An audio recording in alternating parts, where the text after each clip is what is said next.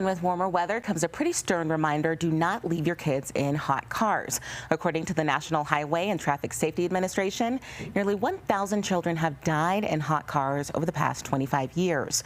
Just last year, 33 children died.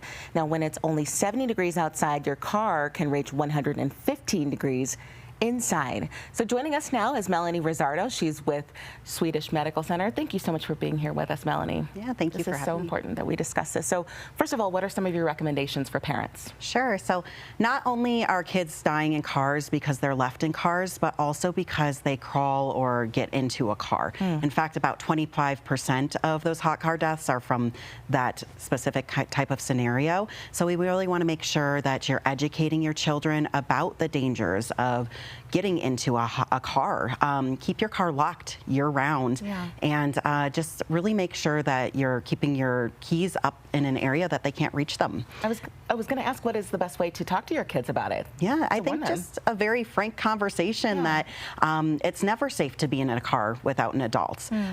So if they're interested in getting into the car to get their water bottle or a toy or something, always ask an adult first. And what should people do if they do see a child alone in that vehicle?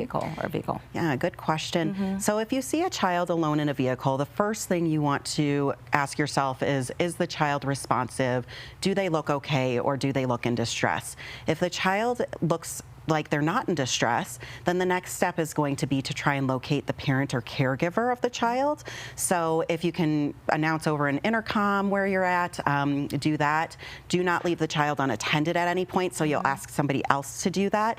If they become unresponsive or in distress at any point, then that's the time to call 911. And it is okay to remove the child from the vehicle, even if that means breaking a window. Colorado is protected by the Good Samaritan law. And two, kind of wrapping things up here, do you have any other advice for parents out there who are watching?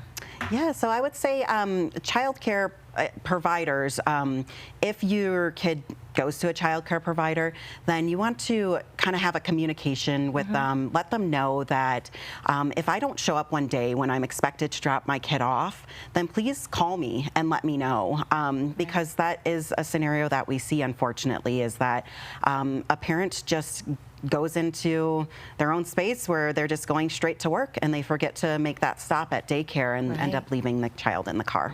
Melanie, so important. Again, thank you so much for being with us, and you can revisit all of our interviews on cbscolorado.com.